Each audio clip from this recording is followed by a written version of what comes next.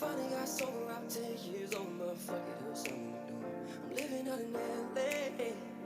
I drive a sports car just to prove that I'm a real big baller, cause I made $1 million and I spent it on girls that you. But you don't wanna be high like me, never really know why like me. You don't ever wanna step off the roller coaster all alone. And you don't wanna ride the bus like this, never knowing who to trust like this. You don't wanna be stuck up on that stage singing, stuck up on that stage singing. Oh, I know sad songs, sad songs. Oh, I know sad songs, sad songs.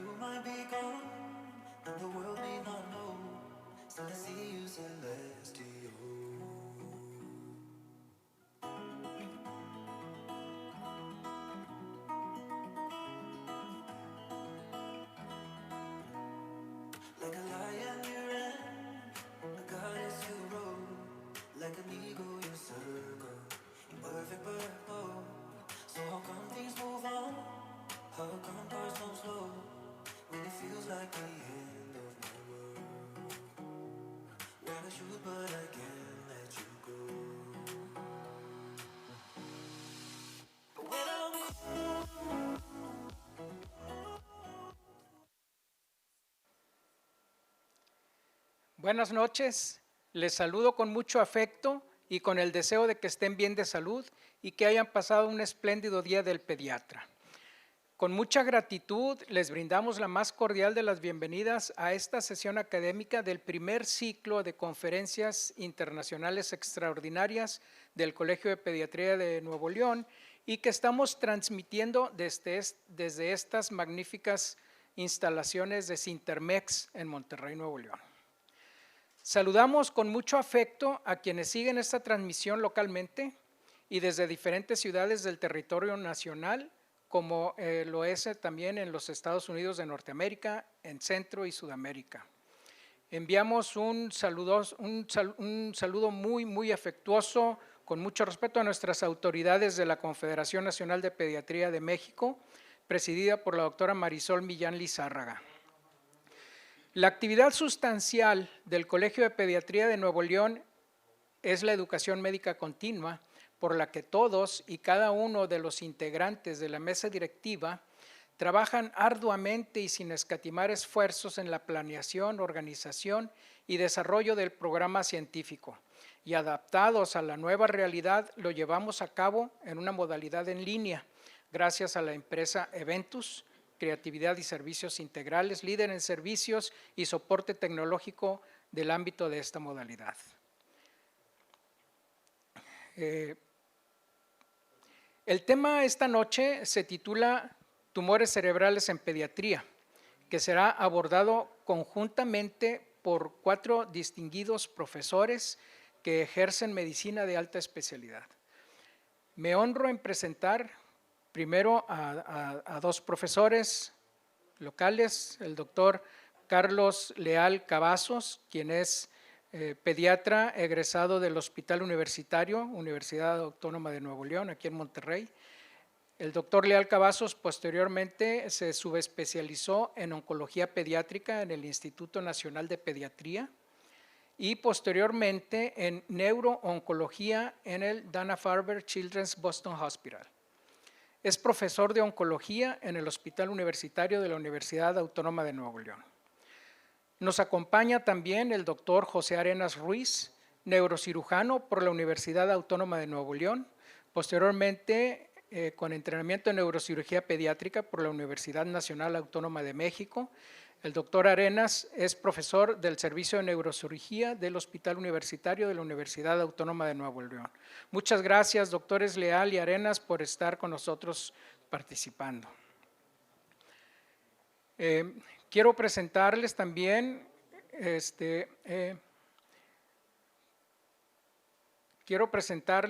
a los profesores que nos acompañan desde el Johns Hopkins All Children Hospital del estado de Florida en Estados Unidos. Es para nosotros un gran honor contar con profesores de tan alto prestigio en el área de la neurocirugía y de la neurooncología. Quiero agradecer al doctor Yalo, George Yalo. Si me pueden, por favorcito.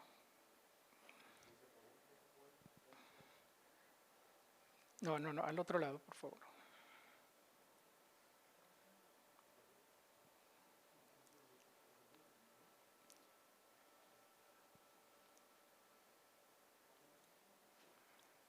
Ok.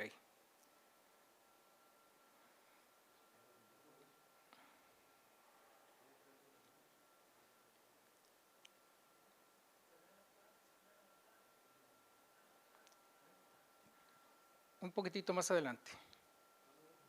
Un poquitito más adelante el slide, por favor. Allí.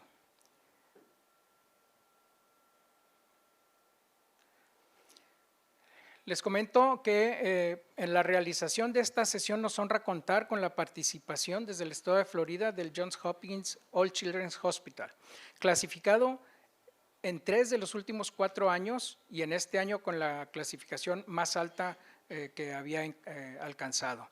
Uno de sus programas promueve el desarrollo neurológico saludable desde una etapa temprana de la vida y brindan atención de vanguardia a los niños con tumores cerebrales, lesiones cerebrales traumáticas y otras afecciones cerebrales para garantizar la mejor recuperación posible.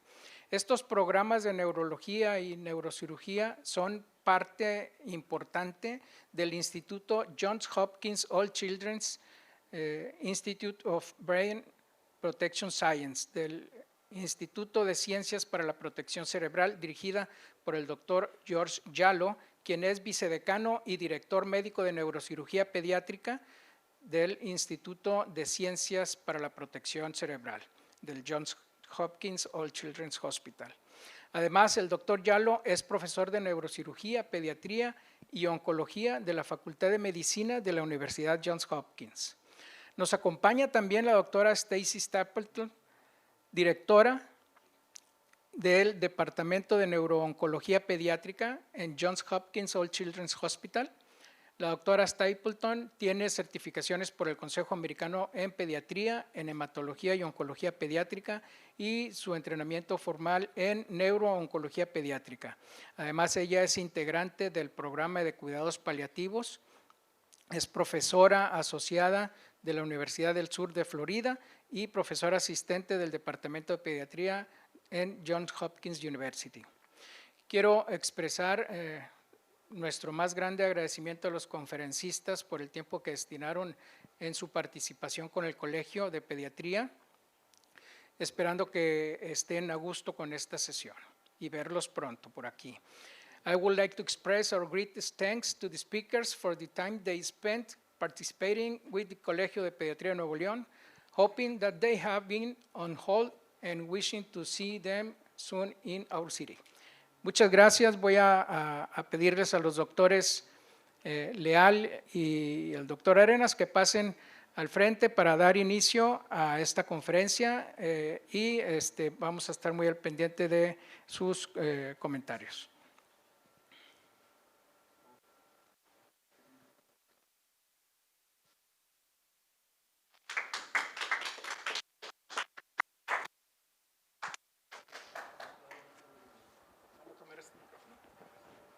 Ya tenemos.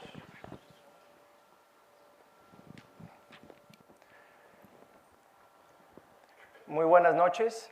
Agradecemos a todo el Colegio de Pediatría por organizar esta sesión y darle importancia a los tumores cerebrales de los niños.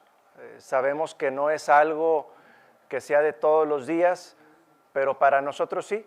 Para nosotros sí es de todos los días.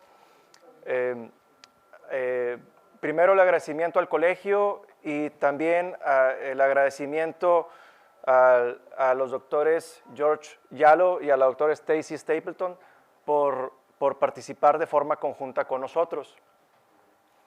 El formato que llevaremos para esta conferencia pensamos que es el mejor para el agrado de todos ustedes, ya que vamos a discutir algunos casos clínicos y de esto yo creo que nos podemos llevar mucha enseñanza a casa y para nuestra vida profesional.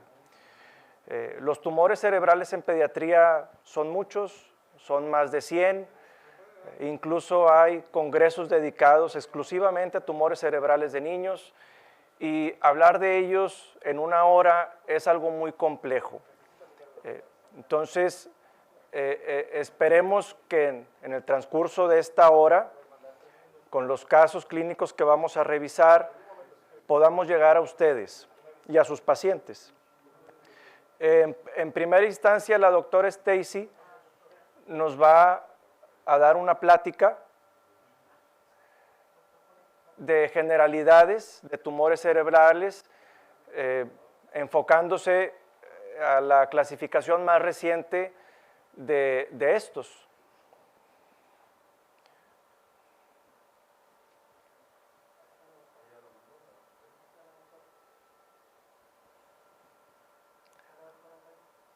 Hola, doctora Stacy. Hello, how are you? Hi, good, and you? How are you, Stacy? Very well, thank you. Thanks for the invitation. Thank you.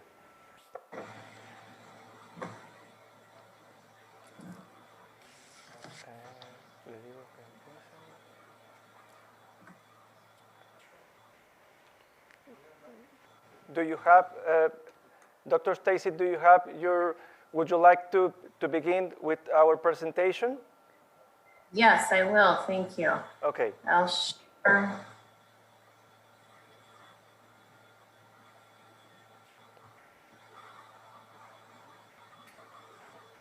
One moment.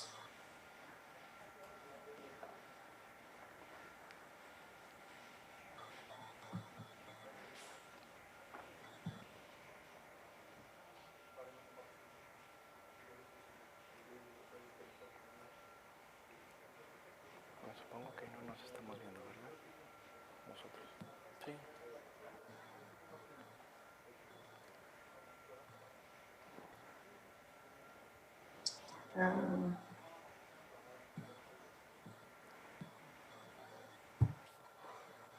Stacy, Guys, 1 minute. Stacy, if you want to go to slide view at the bottom. Yeah, but that's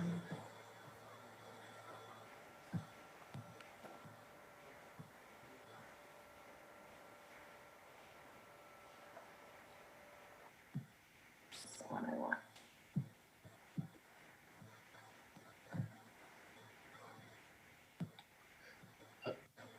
And yes, right there, correct. Wonderful. Okay, so I am starting with reviewing the WHO classifications of tumors of the central nervous system. And just to review, the 4th edition had come out in 2007.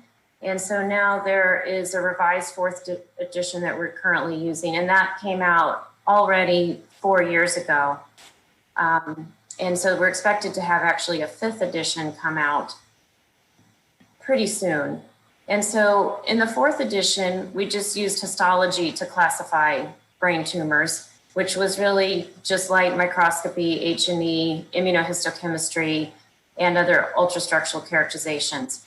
And so this was based on the concept that the microscopic similarities groups brain tumors, but we knew that there were some genetic alterations, but those were not really used to define the category, they were just used within the category. But now, since we have the most recent edition, we have new structure, new additions, deleted additions, and some restructuring, and really uses molecular parameters with the histology. And so this edition that we're using took a couple of years to make with contributors from all over the world.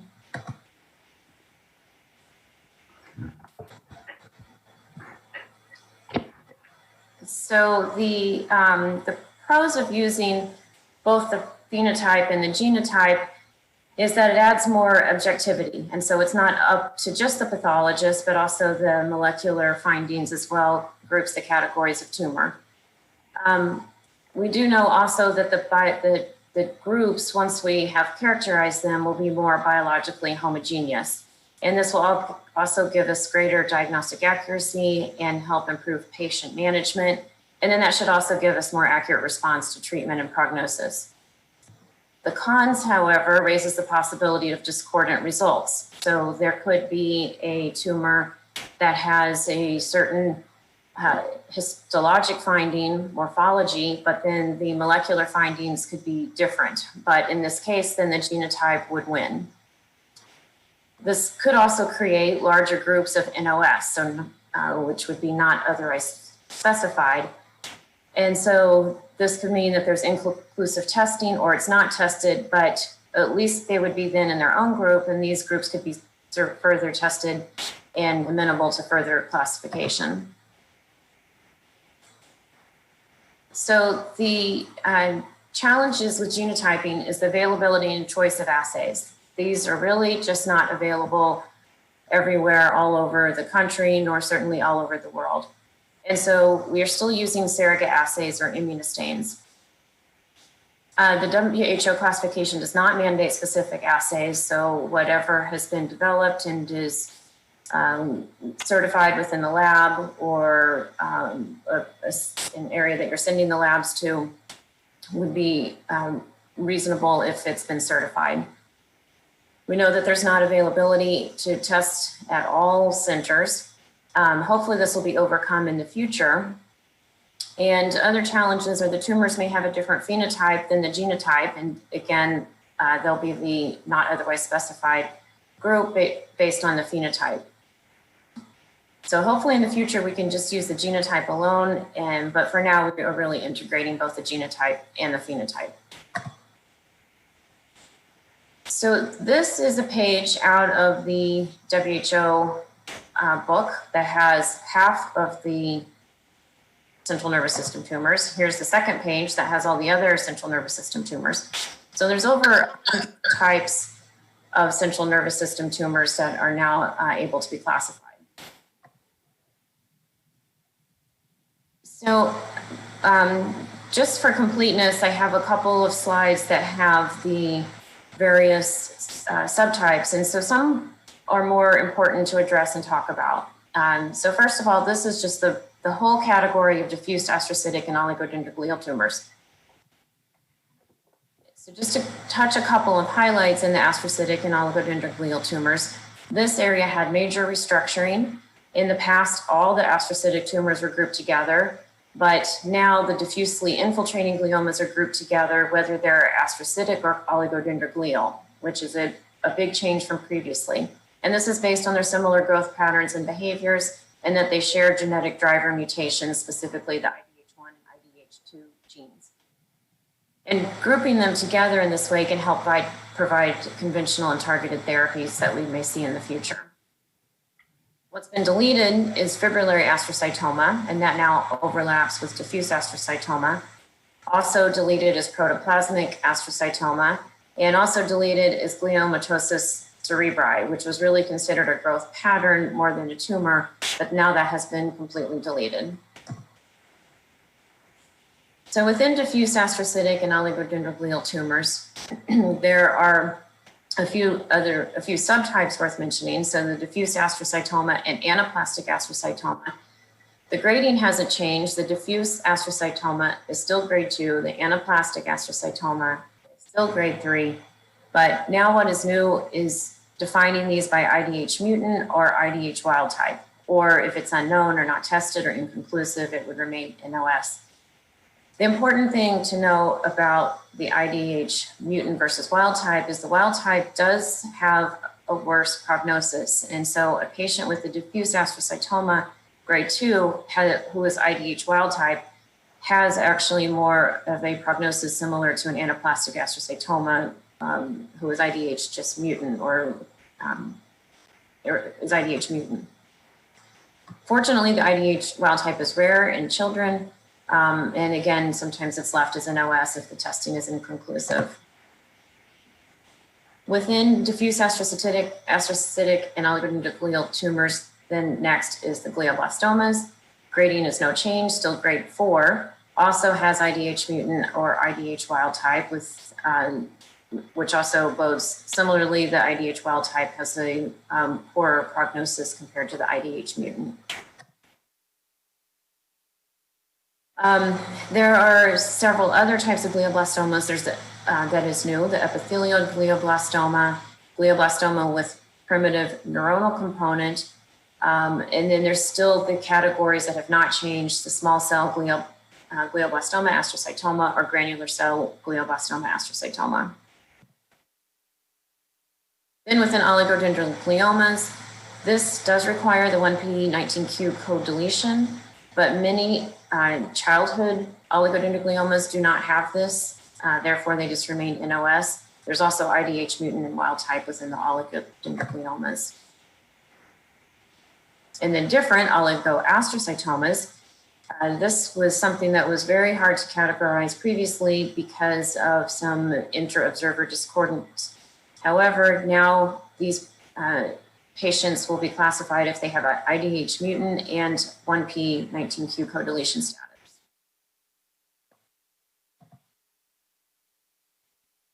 And then the diffuse midline glioma, which is previously referred to as the diffuse intrinsic pontine glioma or brainstem gliomas.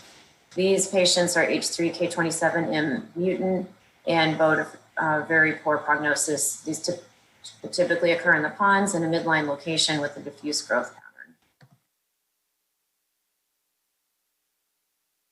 Other astrocytic tumors, just for completeness, pilocytic astrocytoma, grade 1, of course, the most common in children. The pilomyxoid astrocytoma was previously its own entity, and that was a grade 2, but now it's not graded and really does fall under the pilocytic astrocytomas.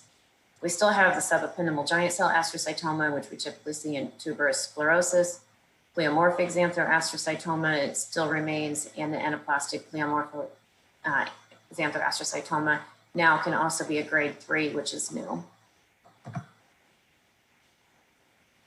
So then switching to ependymal tumors in the different classifications. So there's subependymoma, myxoid papillary ependymoma, grade 2 ependymomas, and the anaplastic ependymomas, grade 3. And there's also a separate category for the RELA, R-E-L-A fusion positive, grade 2 or 3, which is defined on molecular characterization rather than the morphology.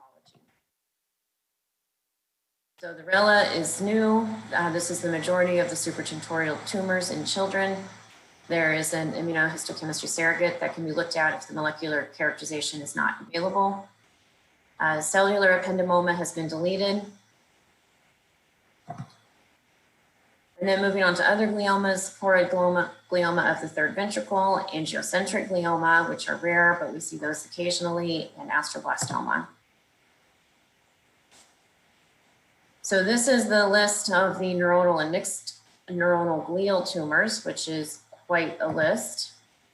And what is new here is diffuse leptomeningeal glial neuronal tumor, which had a previous term of disseminated oligodendral-like leptomeningeal tumor. This presents typically with diffuse leptomeningeal disease, a very poor prognosis. These children typically do not survive. And then there's also a new pattern of the mixed neuronal glial tumors. They're not its own separate histologic finding, but more of a variant and a pattern that's used as a description. Multinodular and vacuolated tumor of the cerebellum. This is typically low grade and needs further characterization. And then embryonal tumors, which encompasses the medulloblastomas, the most common malignant brain tumor in children. There is now the genetically defined groupings with either Wnt, sonic hedgehog, group 3 or group 4, or the typical classic desmoplastic nodular, large cell anaplastic, or not otherwise specified.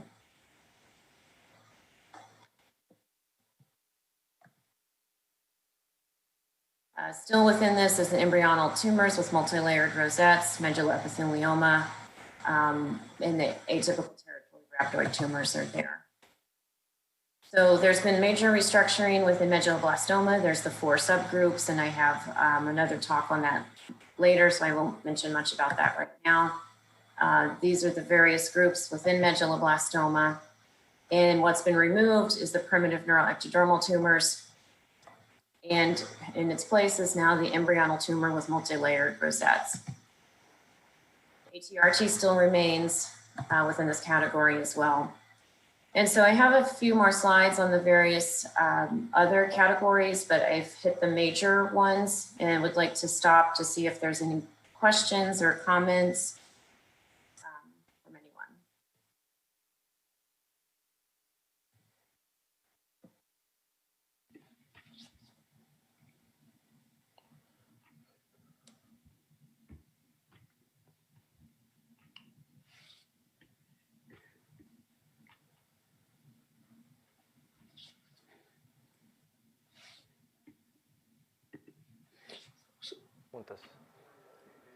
Stacey, I thought that was wonderful. It's Dr. Jallo. And thank you for the updating us on the new classification of pediatric brain tumors. I think it's changed dramatically from the previous identification as well as the names. And I think it allows us to better manage these tumors in children. And hopefully, I think we can go to some case presentation.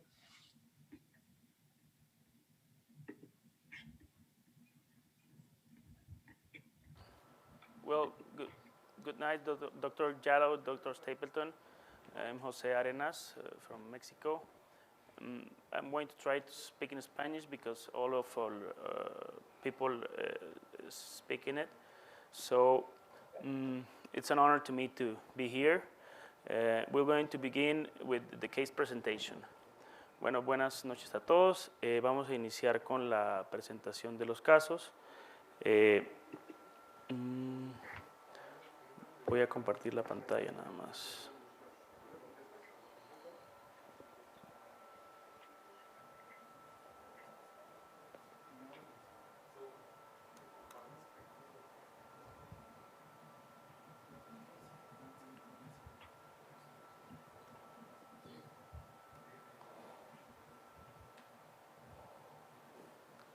Ok. Bueno, pues parte de la importancia que mencionó el doctor Carlos Leal hace un momento al respecto de los tumores cerebrales es algo que debemos de tener en cuenta todos como médicos en general y específicamente hablando de la población pediátrica.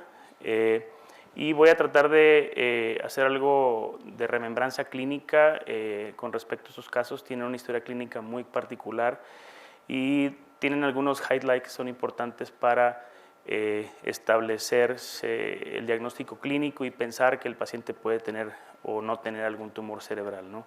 O un tumor de la médula espinal, que también por ahí hay algún caso similar.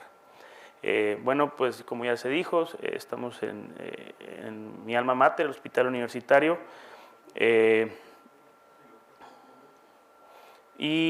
estamos en el servicio de neurocirugía del mismo hospital, con la confianza de empezar a ver los casos pediátricos y pues mi alma mater o mi casa durante los 2 años de entrenamiento en neurocirugía pediátrica, el Hospital Infantil de México, aquí también le debo mucho, ¿no? Vamos a iniciar con el primer caso clínico. Aquí es donde toma mucha importancia la historia clínica de los pacientes. Es un niño de 10 meses de edad que tiene incremento progresivo del perímetro cefálico y además de esto regresión de los hitos del desarrollo. Sabemos, ustedes específicamente en general como médicos debemos de saber que los hitos del desarrollo tienen que tener una progresión adecuada. Cuando hay enlentecimiento o se detienen estos o hay una regresión de los hitos de desarrollo tenemos que tenerlo muy en cuenta. Este niño lo presentó, además al final de su padecimiento empezó a presentar vómito, irritabilidad, náusea y una irritabilidad que no regresa a su estado basal. Al examen físico, pues un niño irritable, con fontanelas abombadas, tensas, incluso se puede palpar algo de diástasis de suturas y un evidente aumento del perímetro cefálico. Obviamente un niño con ataxia troncal importante y esta es la imagen con la que nosotros nos enfrentamos frecuentemente, una imagen en una tomografía donde vemos una tumoración en la fosa posterior del paciente de aspecto heterogéneo y una evidente hidrocefalia con dilatación triventricular del sistema. Y esta es la primera resonancia a la que nos enfrentamos. Vemos una tumoración de aspecto heterogéneo, ligeramente hiperintensa en relación al parénquima cerebral, con áreas hipointensas en tu interior, probablemente asociadas a calcificaciones, con un desplazamiento anterior, incluyendo el ángulo pontocerebeloso del lado derecho y desplazando el mesencéfalo hacia adelante. Incluso la tumoración asciende hasta la parte más alta del mesencéfalo y es una tumoración que está en el espacio supra e infratentorial con una captación no tan ávida de contraste, sin embargo sí algo de captación, y algo que llama la atención es esta captación sobre el borde libre del tentorio y la cisterna ambient. Y pues finalmente bajo esta situación el paciente se deriva por medio de una derivación ventriculoperitoneal y en el contexto de un paciente de 10 meses de edad con una tumoración de este tipo, debemos de pensar en algo evidentemente de alto grado, como primera instancia y en las características de imagen que presenta. Entonces, el paciente se somete a una cirugía, inicialmente se coloca la derivación para mejorar la hipertensión intracraneal y planear el procedimiento quirúrgico en un segundo tiempo. Algo que se debe tener en cuenta en estos pacientes es que un paciente de 10 meses de edad, pues un paciente pequeño que tiene poco volumen sanguíneo, entonces se debe tomar en cuenta esto al momento de hacer el procedimiento quirúrgico para ir tomando decisiones al respecto de qué tanto podamos resecar o cuándo nos debemos de detener e intentar un segundo procedimiento o hacer una terapia adyuvante. El paciente se pasó a operaciones, se hizo una resección bastante amplia, pensamos que la resección fue aproximadamente del 90%, dejando un remanente importante en la porción más posterior del mesencéfalo, pegado a la lámina cuadrigémina. Ya teníamos una pérdida de sangre, aproximadamente un volumen sanguíneo. Sin embargo, el niño durante toda la cirugía con mucha estabilidad y se pudo terminar el procedimiento sin problemas. El paciente pasó a terapia intensiva, en ese momento intubado porque tenía además un cuadro de vías respiratorias superiores. Sin embargo, con buena evolución, el paciente, el bebé se logra extubar y pues tenemos esta resonancia posoperatoria donde vemos acá la resección importante, sobre todo la porción más caudal del tumor. Esto que se ve acá es el cerebelo que toma su lugar y vemos esta porción o estas dos porciones aquí por detrás del mesencéfalo y esta porción que está igual por detrás del mesencéfalo que asciende a la región supratentorial.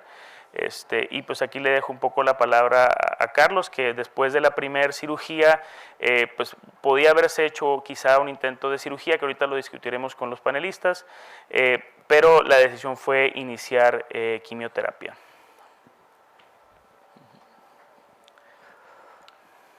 Algo que yo quisiera recalcar con este paciente, antes de entrar en el tratamiento, es en parte de su historia clínica y que es de suma importancia para los pediatras.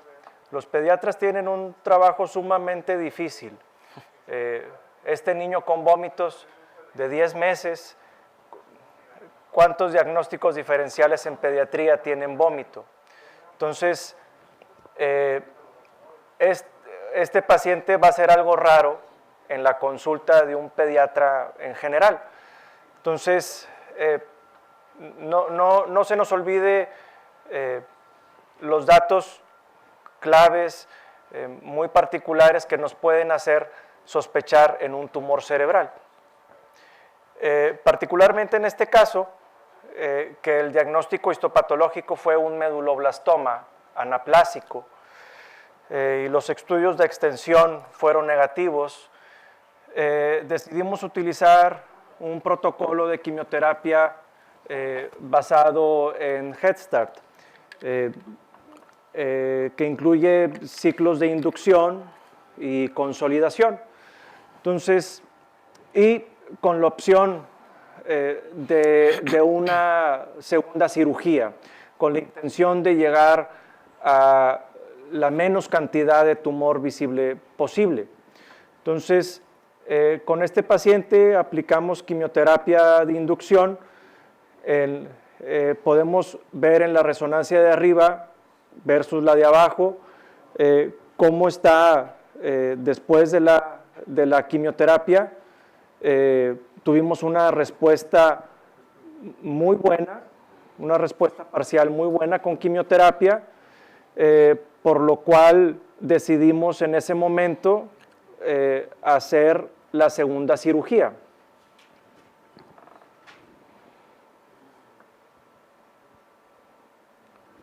Si bien el procedimiento quirúrgico inicial pues fue un poco complejo de llegar a ese sitio, ya después de hacer una resección o una citorreducción por medio de la quimioterapia y encontrar un tumor con márgenes más claros, con líquido cefalorraquídeo alrededor que podemos ver acá, Pensamos que podíamos ofrecerle una opción honesta al niño para tratar de reducir aún más la carga tumoral y continuar con este tratamiento con quimioterapia. Si ustedes ven la imagen de arriba del 19 de julio, y esta es la postoperatoria, donde vemos que sí hay una reducción significativa, sobre todo en la parte caudal del tumor. El abordaje fue supracerebeloso infratentorial, y vemos una reducción importante de la parte sobre todo caudal, y podemos ver incluso algo a lo que estaba adherido al mesencéfalo. Sin embargo,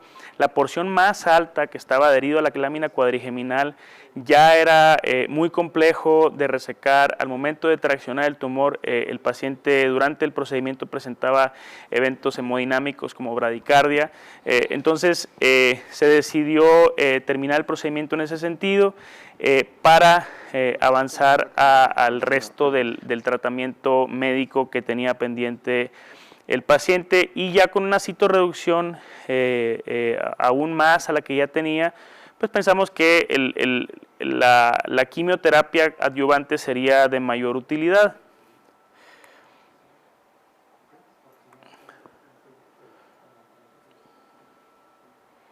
Voy a esperar nada más ya lo de la quimioterapia, el resto de la quimioterapia.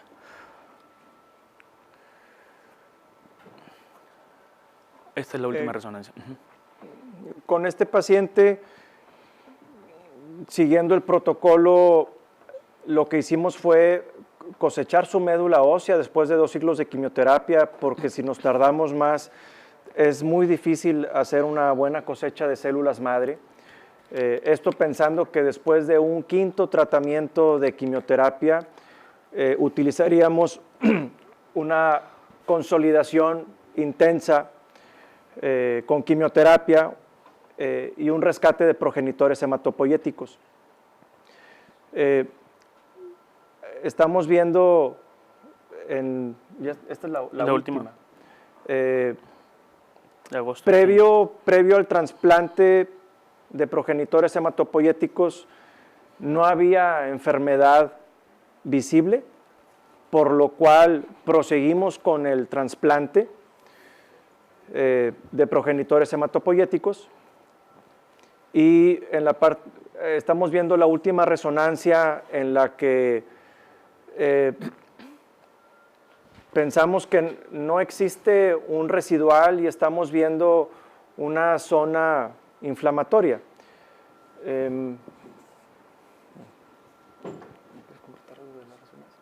Realmente los resultados, yo creo, de la resonancia son bastante buenos.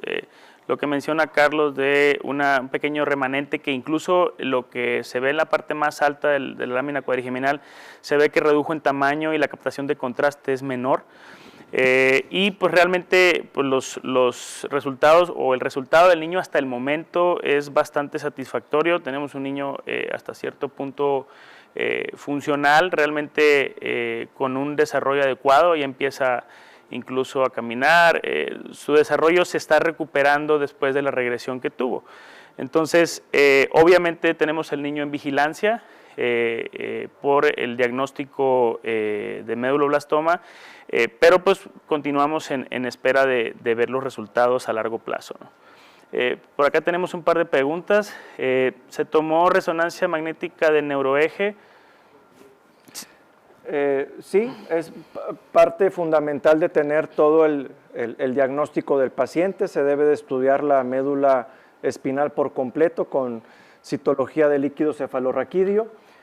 Y otra pregunta, ¿cómo se determina el pronóstico en meduloblastoma? El pronóstico es en base a la edad, histología, biología molecular, y muy importante la edad.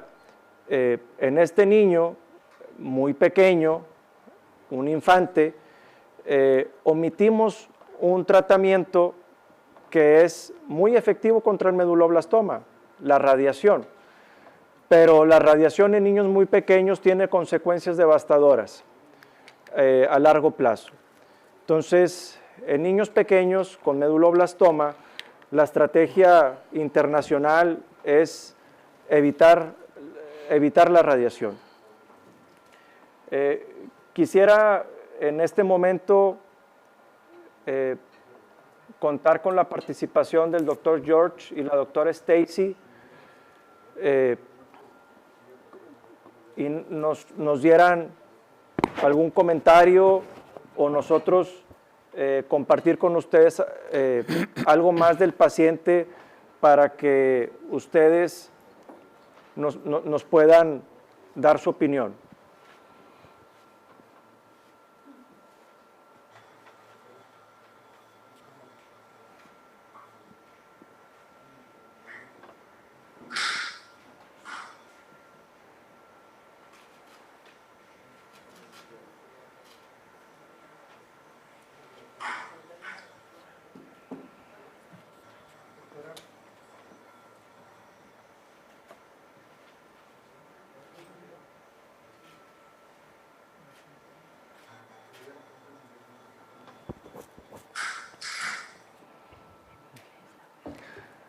Dr. George, would you like to comment on this patient? I don't know if you have any doubts on his treatment or his clinical history.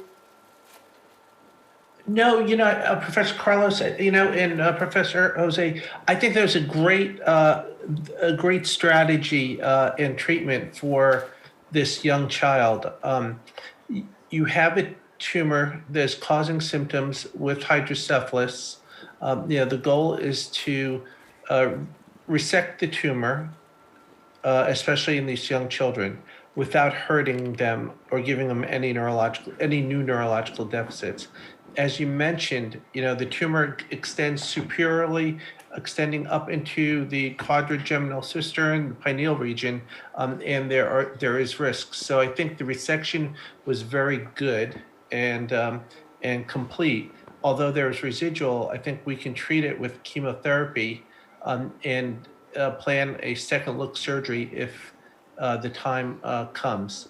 Yes, the goal is to obtain a gross total resection or less than 1.5 centimeters. However, in certain situations, that is not possible without incurring a neurological deficit. So I agree with the management. I think it was a wonderful procedure. I think the child looks incredible, and that you have a small amount of whether it's residual disease or scar tissue that can be followed, and if it grows, one can then do another surgical procedure to confirm that. Stacy, would you agree? Yeah, could you summarize again the pathology and the chemo that's been delivered so far? Sorry, could you repeat the question, please? The pathology on this tumor? It was an anaplastic medulla. And what's been given so far for treatment? Head Start, the Head Start protocol with 5 cycles induction and 1 consolidation with thiotepa, etoposide, and carboplatin. And the second surgery was after the 3rd cycle of chemo. And proceeding with surgery as the next step, or that was earlier? I didn't understand the question. The surgery, Dr. Jallo mentioned surgery for the patient. Was that done early on, or that's the question now?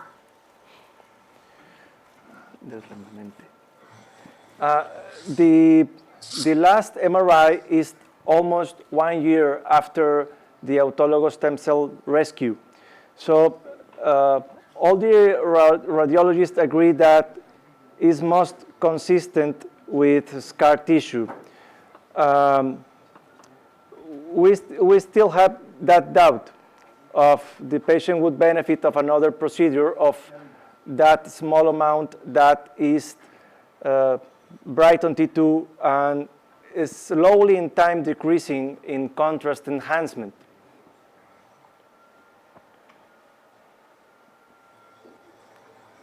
Yeah, he's already had really the treatment for the medulloblastoma with all those cycles of chemotherapy. So I think either watching it or and seeing how he does. You know, radiation is always an option later, best avoided if possible, but something to consider later if needed. But I would really want to confirm that there's a relapse before you proceeded with any radiation.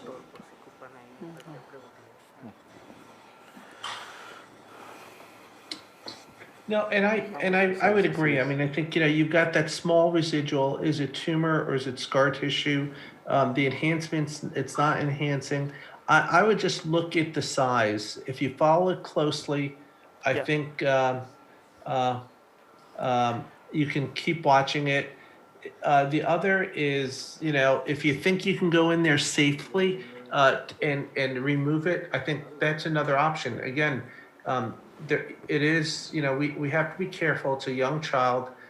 It's an anaplastic tumor. So if you can follow it closely, yes.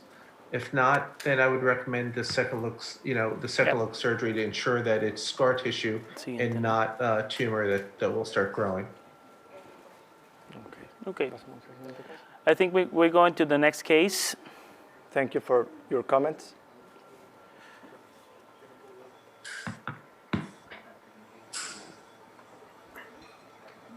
Okay. Ese es caso tuyo.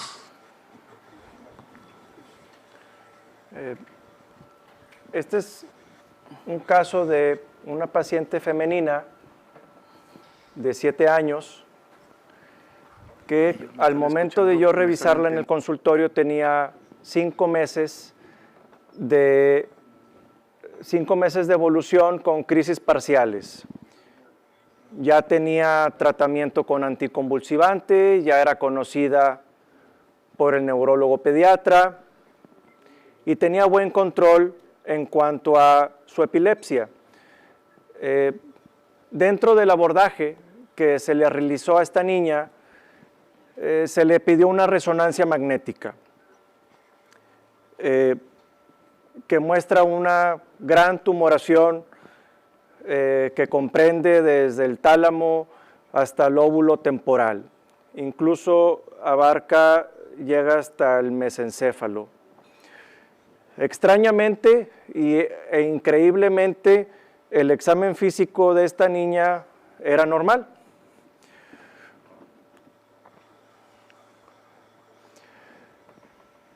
Para cuando yo conocí a esta paciente, ya tenía 2 meses buscando diversas opiniones entre neurólogos, neurocirujanos, oncólogos, y pasando por muchos tipos de tratamiento, por cirugías en cuanto a la propuesta terapéutica para esta niña, una cirugía radical o nada más biopsia, radioterapia focal, altas dosis de quimioterapia. Y ese tiempo que la paciente fue buscando opiniones y que yo finalmente la conocí, me dio más tiempo para analizar el caso y proponer algo que pocas veces se puede hacer dentro de los tumores cerebrales de niños, que tal vez la observación pueda ser una opción para esta paciente.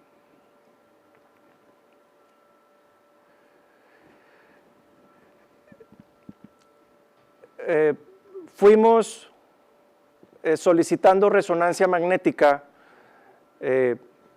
desde que la conocí, con intervalos más o menos de 3 meses. La paciente siempre con un muy buen control de su epilepsia. Ella presentaba crisis parciales del tipo de ausencia y también tenía eventos de déjà vu. Pero con los medicamentos anticonvulsivantes, ella llevaba una vida normal. Con esta niña fuimos tomando resonancias cada 3 meses, actualmente estamos tomando resonancia cada 6 meses y la paciente sigue sin recibir ningún tratamiento específico para el tumor. Claro que me encantaría tener una biopsia y saber el diagnóstico histopatológico y la biología molecular de esta niña, que ahorita tiene 11 años y tenemos 4, 5 años con el seguimiento radiológico y el tumor sigue estando de las mismas características, del mismo tamaño, infiltrando las mismas estructuras y ella con un buen control antiepiléptico. Entonces, con esta paciente nos presentamos de verdad ante un reto. La familia ya tenía mucha información con respecto a procedimientos, incluso cuidados paliativos se le habían propuesto a la paciente. Conociendo un poco su historia, podemos ver que pudiera orientar hacia un caso de un glioma de bajo grado. Solamente lo tenemos como sospecha. En este momento no contamos con ninguna biopsia. La paciente lleva... Okay. La paciente lleva una vida normal, sin tratamiento con radioterapia, quimioterapia y sin ninguna cirugía, y el tumor sigue estando igual. Con este caso lo que yo quisiera resaltar es que hay tumores, se tiene que escoger muy bien el caso, que la observación puede ser una opción, pero se tiene que escoger muy bien el caso. Voy a hacer un breve resumen en inglés porque entiendo que hay un problema con la traducción.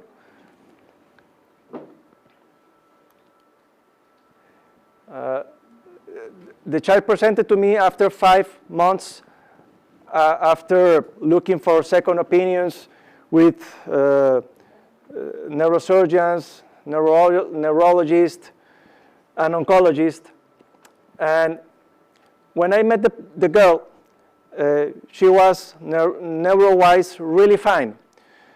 And that time that the patient spent looking for options, that was around 2 months.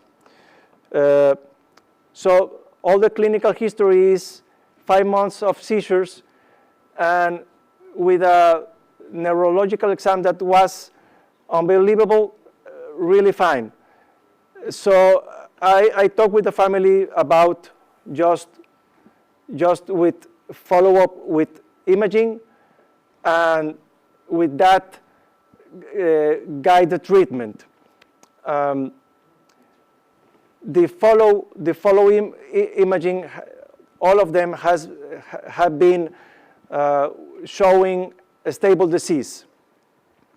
So we have a patient that I have met for around 5 years with excellent seizure control, with a large tumor that involves the thalamus, temporal lobe, and mesencephalus, that has not been received a directed tumor treatment like surgery or chemo or radiation, although he got all that options before. I would love to have a biopsy and molecular biology. We don't have access to that right now, to the molecular biology. So the biopsy step is still in question, and so I would like to Dr. George and Dr. Stacy to give us some feedback on this case, highlighting that maybe there are tumors that well selected could be treated or not treated, and just watching with close MRI. Yeah, it's a really interesting case. I certainly would have been tempted to want tissue to see what this tumor is. Surprising that she's done so well, really just observing.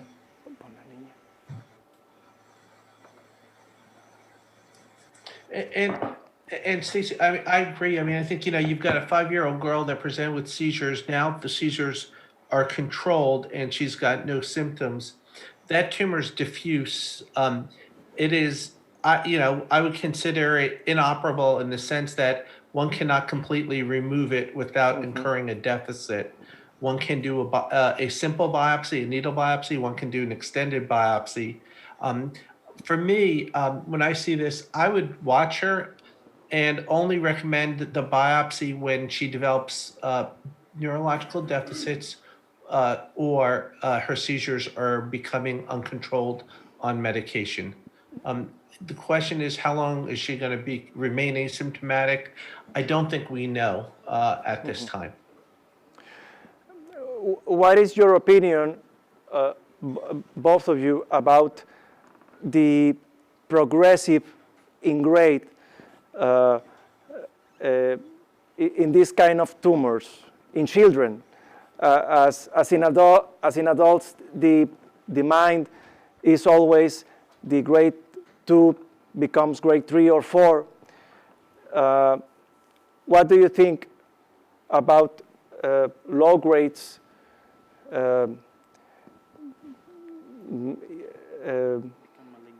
become malignant with time? We know that grade 2 tumors can undergo malignant transformation to higher grades, to be grade 3 and 4. Typically, the pilocytics remain grade 1. It's really unclear what she has. With so few symptoms and such a large tumor, you would almost predict that it is just a low grade and it's very stable.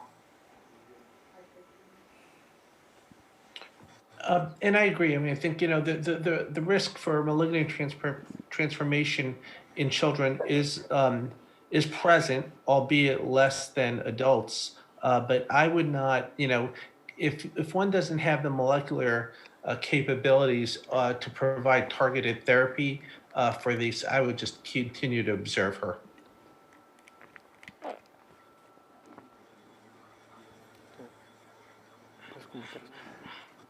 Thank you. Mejor pásalo porque ya vamos sobre el tiempo.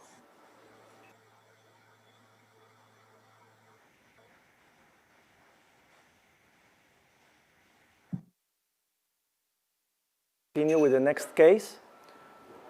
Okay. We will continue with the next case. It's a 2-year-old girl. I'm sorry because my English is a little bit short, but we're having troubles with the translation.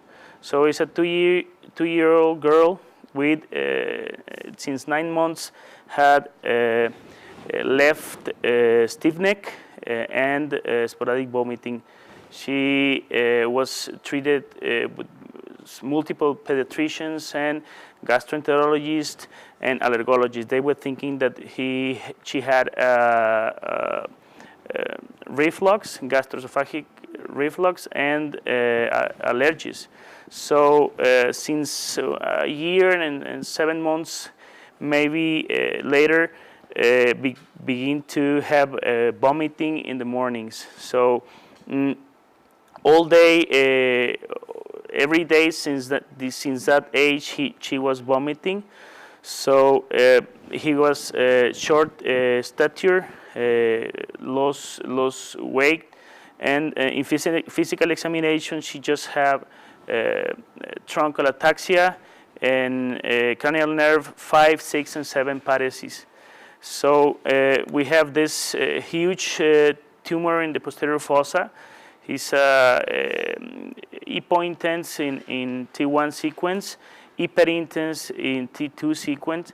The tumor extends towards the supratentorial space and had an enhancement on the contrast on the gadolinium.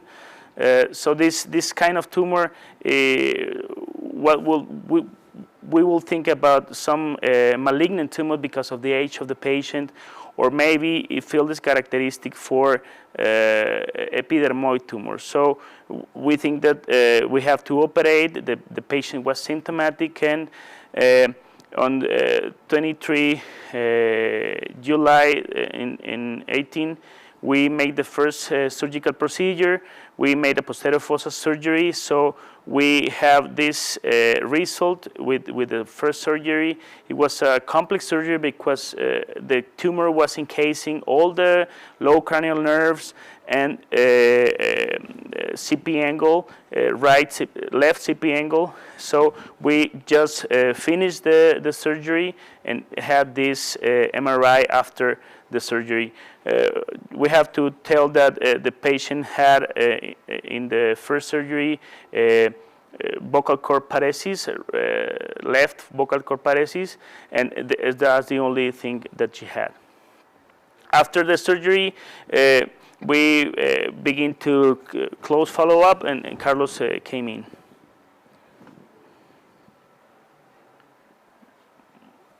Esa es la primera. ¿Esta cuál es? Esta es la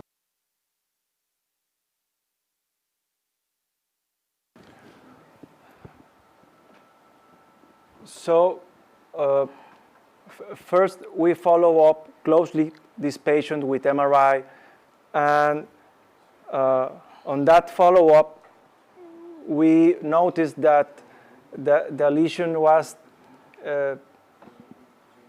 with some increase in size, but with a large cyst that was symptomatic, the cyst. So that was one of the main reasons that we talk again about this patient, about a second surgery. So we made the second surgery. The thing that we thought in that moment that was a cyst, this huge EPO-intense thing in the posterior fossa, we think that was a cyst, but in the transoperative way, we find that it was a solid tumor. So we make as much as resection as we could. The diagnosis, I didn't say it, but it was a pilocytic astrocytoma. So we made as gross total resection as we could. The patient went really well and go out to the hospital, from the hospital. And after the resection, only we had the same vocal cord, left vocal cord paresis, but she was tolerating very well. She has no microaspiration or anything else. Other thing that she had after the second surgery was the persistence of the trigeminal neuralgia that she had since the first surgery. And after the second surgery with this resection, we will planning to do chemotherapy. So Carlos, that was that clinical feature was very unique for us. For me, that was the first patient that I saw with trigeminal neuralgia caused by a tumor. And after the second surgery, that neuralgia remained. The vocal cord paralysis remained. So we started chemotherapy, low-grade chemotherapy during 1 year. And on the bottom, you can see, well, we achieved a partial response on the tumor, and the patient improved a lot across this time. The cord paralysis is improving. The neuralgia disappear after the 3 or 4 cycles of chemotherapy. And now you can see her, she looks really pretty, like looking normal with a pretty smile. Preguntas del caso previo. Vamos a Sí. las preguntas. We would like to know your opinion about low grades and chemotherapy, second look surgery, maybe targeted therapy to this patient. This patient was treated with weekly vinblastine without any side effect, without any hospital care need for toxicities.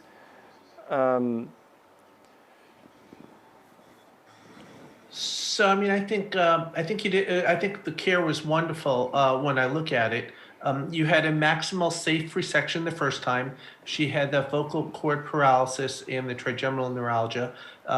In a short interval, you had a recurrence. And you know, as I would have thought it was cystic, but as you said, it was more solid. And again, I think you had a very good safe resection without incurring any new cranial nerve deficits. I would have stopped where you did, and I would have recommended a low-grade chemotherapy protocol. And it appears that she's doing well with stable disease. I would just follow it and only think about some intervention if the tumor starts to grow, and that intervention, if it starts to grow, would be more different, you know, a different round of chemo or another surgery. I mean, Stacy, with a low grade, a polycystic astrocytoma with residual disease, and just really vocal cord paralysis and trigeminal neuralgia, what protocol would you have recommended for it? I think the second resection after the first recurrence is very appropriate for a pilocytic that's accessible. But since it did occur once and there was residual and she did have deficits, I think it's good to follow with chemo to help hopefully prevent another recurrence.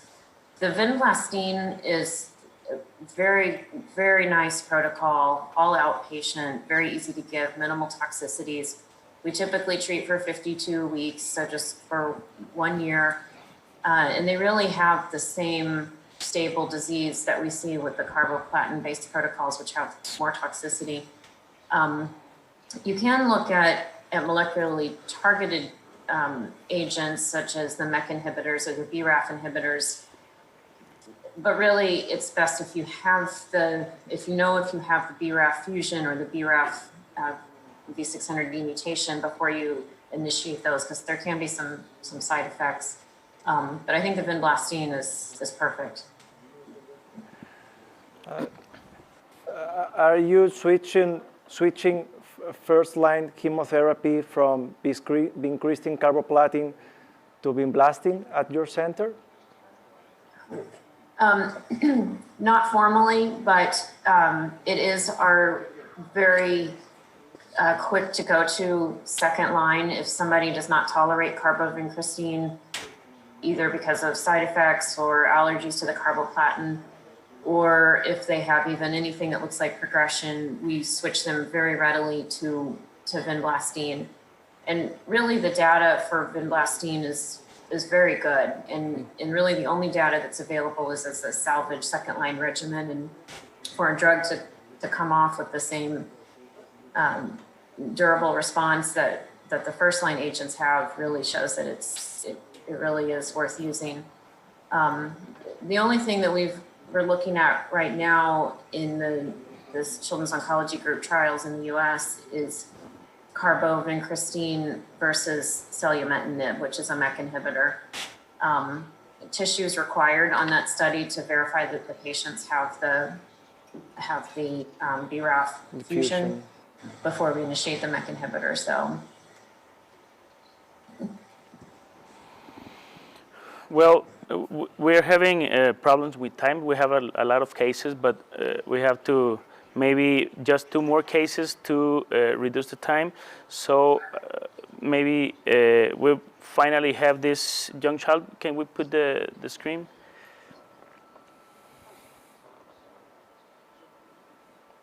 Tú lo tienes que compartir. No se está compartiendo. A 3-year-old boy, right-handed. This is important because if you see the photograph in the presentation, you see this holding his ice cream with the left hand. He began to learn how to use his left hand because his right hand was not good in function. So about 7 months of in right hand monoparesis, progressive, and in physical examination we have this right hand monoparesis and bilateral pyramidal syndrome. So we saw the patient with an imaging that I'm showing right now. This is a T1 sequence with a huge holochordal tumor from about C1, C2 to the second or third thoracic vertebral body. So this is hypointense in T1 sequence and hyperintense in T2 sequence, and with enhancement of gadolinium really hard within the tumor. So in this kind of patients, with the child that only had this right hand monoparesis, they were looking for a lot of neurosurgeons so someone can operate the child because it was a difficult surgery. So it came to me, so we tried to do multi-level cervical approach. This has his disadvantages about the instability of the spinal cervical column. So we try to make the much greater resection possible. In this scenario, we think about low-grade glioma or maybe an ependymoma. So we make the surgery and a multi-level split laminotomy that it is easy in this kind of children because of the age and the flexibility of the bones. We see here the distance between C1 and C2. And we make with the craniotomy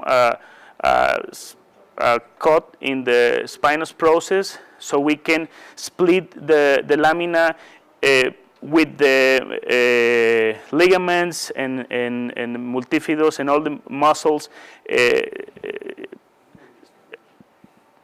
within the lamina. So this is the image in the transoperatory, and after that we see this beautiful exposure of the medulla. So this we use fluorescein stain to try to locate really well the tumor. We make I think a really good resection with obviously neuromonitoring transoperatively. And after the resection, we have a really good, I think, really good resection with the patient in good condition. This was 2 or 3 days after the surgery, and the diagnosis was pilocytic astrocytoma. We see this huge approach between in the spinous process. We think that this is a really good approach because we don't unstabilize the spinal column. This is in the postoperative recovery. This is 15 days after the surgery. This is in the postoperative, immediately postoperative. And he was trying to stand alone after the 15 days after the surgery. The child was recuperated really well. And after the surgery, we have been following this child. We saw this recurrence of the tumor, and when we, Carlos and I was talking about this child. Maybe it will be some chemotherapy for this recurrence, but we have this huge cyst within the spine. So we made a cystosubarachnoid shunting, and after that, Carlos began with chemotherapy. So, The patient is still on treatment. The child had a very early progressive disease from the first surgery and developed that large cyst that required a catheter placement. And just afterwards, the patient began the chemotherapy. And after the first 3 cycles, we achieved a very good partial response. And after the 6th cycle, we achieved a complete response. Now he is still on treatment, finishing his last 3 courses of chemotherapy with weekly beam blasting and with very minimal toxicity, no hospital care need for any side effect, and really doing well and recovering his motor function in his upper limbs.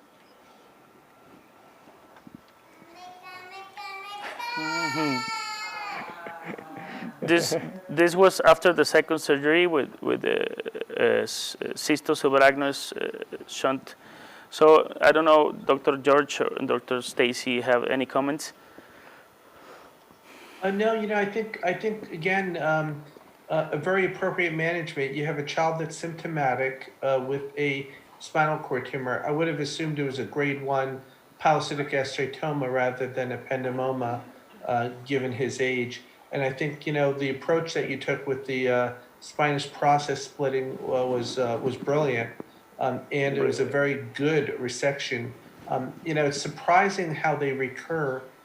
Although they're low grade, how you can have a recurrence or cyst formation, and I think you appropriately manage that with the sternal subarachnoid stent shunt and the second look surgery, and I would have followed it with chemotherapy as well, given the short recurrence. And I think the child's done remarkably well. For me, I defer to Stacy in terms of which chemotherapy, low grade chemotherapy protocol that she would recommend.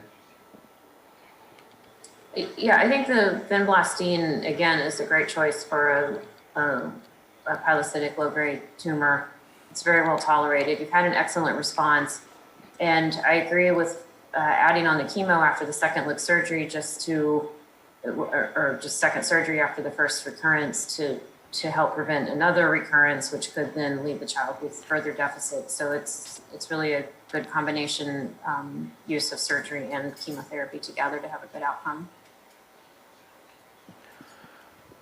We're going to finish the presentation with a fresh case. This was a case from a hospital. Came to the hospital last week. So it's a 8-year-old boy with 7-month evolution with progressive left side weakness. And only that, he's a really smart boy, and left side hemiparesis in the physical examination with no other complaints. There was something about seizures, in infantile seizures that have remained controlled, but not related to these symptoms. So we have this MRI. I don't know if you have any comments, Dr. Jallow, Dr. Stapleton, with this case. When I look at this, I think, this is a deep-seated, midbrain / basal ganglia tumor. You've got a cystic component. I would suspect that this is going to be a low-grade tumor. And the question is, it needs treatment. There is obstructive hydrocephalus. and you can see the sizable tumor. So I think one, you need to know where the motor tracks are, as you showed there, to see what's the best approach. You can do a shunt to treat the hydrocephalus. I personally would address the tumor and to find the best corridor to remove or to at least debulk the tumor, if not remove it. And there are multiple ways. You can see where the corticospinal tracts are in relation to the tumor. We thought that the corticospinal tract was displaces anterolaterally. So we thought that we can approach it from the lateral side. You know that thalamic tumors can be approached from so many places in the skull. So we try to reach the tumor with a transtemporal, transcortical, transchoroidal approach. We thought that this maybe we could make a good and safe resection for the patient. And I just want to show this case because it was operated yesterday. It was, I think, a really good. We just localized the ventricular cavity with a rapid approach to the temporal horn of the ventricle. After we reach the temporal horn, we find the hippocampus and the choroidal plexus in this place. So we try to reach the choroidal fissure to get access to the lateral wall of the mesencephalon. And we're seeing the anterior choroidal point here and alveolus of the hippocampus, and we're trying to release and open the choroidal fissure to reach the tumor. And we're seeing here the vein of Rosenthal. And after we split the choroidal fissure, we can reach the lateral face of the mesencephalon. And we have here seen that we open the capsule of the tumor. And after careful dissection, we open it and find this grayish tumor in appearance, like, as you said, astrocytic, pilocytic astrocytoma. And after careful and meticulous dissection, we made, I think, a really good resection. Here we see the grayish appearance, and this is the final cavity of the tumor. The child is doing really well right now. He's totalating with the left side hemiparesis is worse, but I think he's going to be better after in time. Yeah, wonderful. I think that's a wonderful approach and a great resection. There again, there might be some little cells down there, but if it's a near total resection, I would just, and if it's a grade 1, I would just watch the child closely and not give any chemotherapy. Stacy? Do you have any pathology back yet on the patient? We have the frozen is a pilocytic astrocytoma. Yeah, I would agree. I would watch it if it looks like it's a near total resection at least. Okay. Excellent job. Well, I think we're finishing right now our presentation. We're going to like to invite you to Monterrey. We have in our city, in our hospital. I know we have this condition right now, but maybe in the future you can join us here. This is our city. It's a wonderful city. It's a really good, huge city, by the way. We have this museum that has this, I don't know, Eboraria collection and something like Castas collection of Mexico. So I think it's a wonderful city. If you want to make hiking, you can do it too here. So I think it's a wonderful place. I don't know how Carlos has something to say. No, just, all our gratitude to you to be with us and to share your opinion, your knowledge. with us and with our audience. So we appreciate a lot that you are with us. Professor Carlos, Professor Jose, thank you so much for hosting us and having us virtually in your beautiful city. I know I speak for Stacy and myself. We do look forward to visiting you one day when this pandemic is over. And we thank you for inviting us to have this conference this evening. Thank you very much. Thank you very much. Thank you, Dr. Stacy. Muchas gracias. Pues muchas gracias. Ha sido una plática y una interacción bastante importante y bastante interesante que generó también preguntas de la audiencia. Se han presentado casos muy interesantes y la interacción con los ponentes de Johns Hopkins University, Johns Hopkins All Children's Hospital, ha sido bastante buena. Yo les agradezco muchísimo a nuestros profesores, doctor Carlos Leal, doctor José Arenas y doctor George Jallo y doctora Stacy Stapleton. Tengo por aquí unas, si me permites, gracias, voy a tomar uno. Tengo por aquí reconocimientos para el doctor Jallo. Me voy a acercar. Muchas gracias. Thank you. Thank you, Dr. Jallo. Y Dr. Stacy Stapleton. Se los haremos llegar hasta Florida. We will send it to you.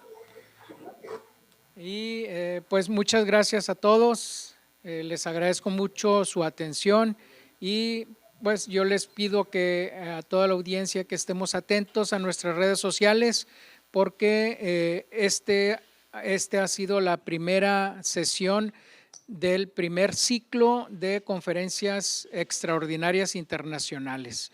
Vamos a tener más.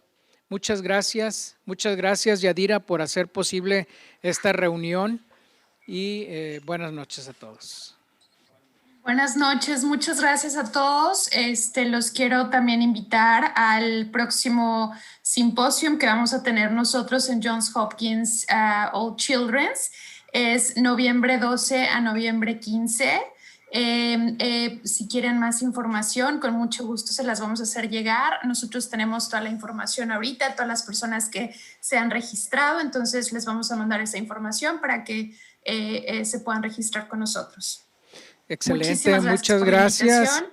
Y muchísimas gracias por tan acogida, bienvenida. Muchas gracias a ustedes y tengan por seguro que nosotros difundiremos el evento que ustedes nos están invitando. Muchas gracias. Gracias.